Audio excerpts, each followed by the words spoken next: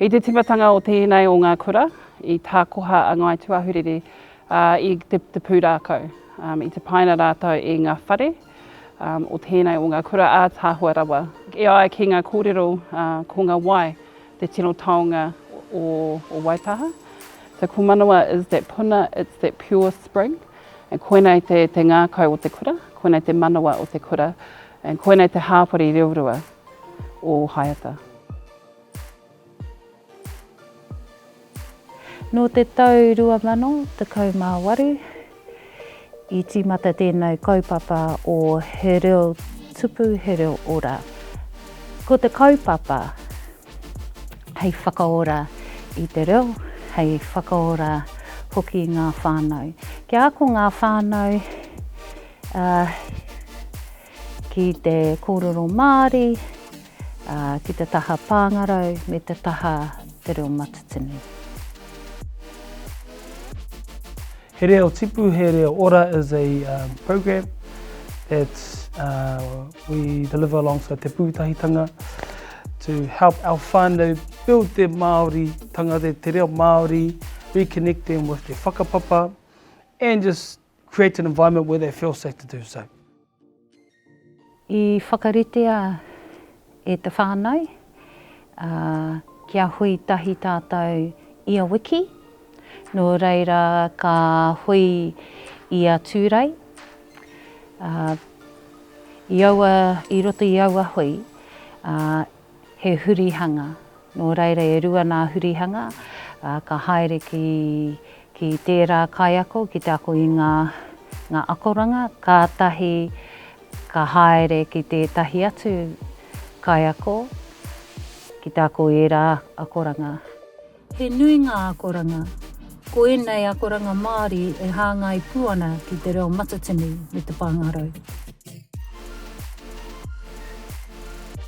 Ko tētahi o ngā aronga, ko te ātārangi. E whakaako ana mātou I ētahi rerenga kōrero, ka taia rātou te tukuna ki te kāinga, kia rere te reo. Ko te reo mihi, he mea nui kia mātou, kia tū rangatira rātou, hei māngai mo tō rātou whānau, hei tautoko hoki I ngā tamariki kia tū rangatira rātou hoki. Kōrero mai, tōku whānau. Tōku whānau. Anō, kōrero mai, tōku whānau. Tōku whānau. Okay, titiro mai, whakarongo mai. He mea nui te hononga akoranga ki te ngākau nui o te tamaiti. Ko te waiata, ko te pāo, ētahi o aua ngākau nui ki ēnei tamariki. One of the activities I did at the Pōwānanga was a mihi rap, which is a mixture of mihi and contemporary music. Whale matua. Taru. Ko Antonia, tōku wingua, he uri tēnei, no ngati kara toka nui. Paia! Paia! Let's go! Ko Ngārui, tōku ingoa, he uri tēnei, no ngati kara nui. Paia! Paia! As an example for our pāngaro, we looked at the cultural narratives. So we took our whānau out. In our tamariki we were able to look at the depths of the water, we experimented with the quality of the water, and then we'd bring it back. All our tamariki and our whānau know most of our cultural narratives now, which was what was really important from the beginning of the program. And so it wasn't just pāngaro on a board, it was pāngaro living it, ko te tirohanga Māori, te whakaaro. Titiro, ko tuawera tērā. Tuawera means to be cut down by fire. And it actually was a tohora. Mr. and Mrs. Awakomanga today. Paia! Rehe ko! Kei te whuku o tuawera mātou. Paia!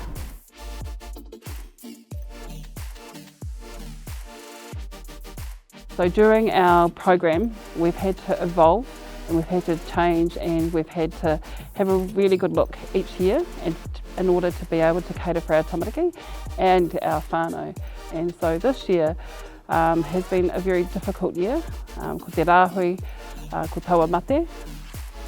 I te wā o te mate korona nei, I whai wā mātou ki te whiriwhiri me pēhea kia haere whakamua mātou I tēnei wā. Nā reira I whakatū tētahi pai tukutuku mō te whānau kia mōhio nā tamariki hea ngā mahi o te kura, hea ngā mahi mā rātau o te kāinga, I hoatu ngā ipapa ki ia tamaiti o ko manawa, kia taia rātou te hono mai kia mātou ngā kaiako nei. Nō reira I purua I tahi mahi ki runga te pai tukutuku, ko te ingoa o te pai tukutuku rā, ko he taukaia ki ko manawa. Nā reira I tūwhera te waharoa ki taua pai tukutuku. We had set up quite a few resources for our kids to continue on with the mahi at school. And we set up an online platform for our whānau to continue learning on, which we uploaded daily mahi, and we did karakia every single morning, karakia timatanga me te whakamutunga hoki.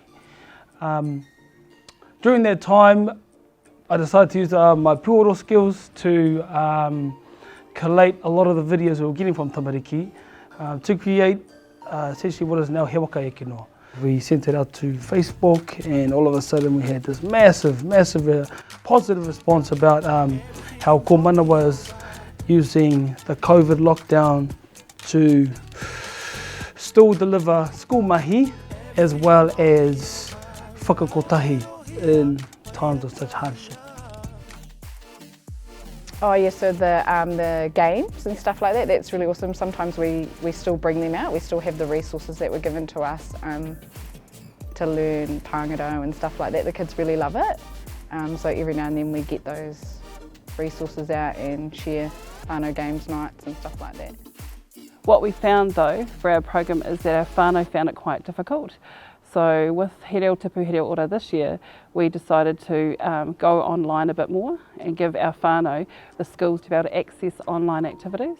Ko ngā piki me ngā heke, teaching our whānau how to just turn on a device, how to check in, not be whakamā on Google Meet. The hardest part is trying to sit down with your moko to get them to teach you how to use this equipment. That's the really hardest part. Let alone learn the te reo along with it. Jeez. Ko tētahi wero pea o tēnei kaupapa. Ko etahi o ngā whānau e mōhio, āhua mōhio ki te kōrero Māori, ko etahi kāre he mōhiotanga o te reo me ngā tikanga. Nō reira, he rereke, kei tēnā whānau tōna ke rerekētanga. Nā reira, mai tēnā I āhua rereke, ngā akoranga mō ia whānau, kia tutuki pai rātou. My biggest challenge would be overcoming being whakamā about speaking in front of people and being whakamā about where I come from, because not knowing where I truly came from was a bit embarrassing. But to know that I know where I come from now and to be able to fluently speak it is awesome. It's helped me to be a bit more confident in being a Māori wahine and learning my whakapapa and going on a journey with my boys as well. I thought as a whānau we think it's really important having 4 boys that they know who they are and their culture, what their culture's about, and being confident in that at a young age. He tino wiro I te timatanga o tēnei o ngā akomanga o He Reo Tipu He Reo Ora. Ko te whakamā, he mahi nui kia mātou te patua I te whakamā, kare rātou I hihana te pānui I waiho mō ngā tamariki. Nō reira, ko mātou tērā e tautoko ana i ngā whānau kia puta i te reo, kia rere, mena he hapa, he pai, kia rātou e puta i te reo Māori. I've been lucky to be able to see the great progress in the reo of our tamariki and of our whānau and of the engagement. You know, our whānau were able to go back and use all the sentences that they'd learned and all the learning they could actually work with their tamariki at home and carry on with mahi. One of the most amazing projects that came out of it with He Reo Tipu He Reo Ora was also the Children's University, and so it helped, they did lots of all their te reo Māori activities that they'd done in this class. They were able to use that for Children's University. My whānau, we decided to join the kaupapa of Te Pūtahitanga to support our tamariki at school and being in a bilingual class to help lay a foundation at home so that we can support them when they come home from kura, and we can implement small things around the home to support them, yeah. The biggest challenge was learning my whakapapa. Growing up I didn't know my whakapapa, so this opened up a doorway for me to learn where I come from and be a bit more confident in my whakapapa to support the kids. Kaupapa, I came here because I thought I'd tautoko my granddaughter, my moko. But when they opened this poke, I took advantage because I thought I could help her. But really, it helped me. It helped the challenges that I came within myself. I found it really, really inspiring because I wasn't the only one learning. We were all learning. Right? And that's the part that the whakamā came away from me, because it wasn't just me learning, it was everyone learning. I had to get over that part of understanding it wasn't just me. We were all there for a reason. We were all there to learn the te reo Māori.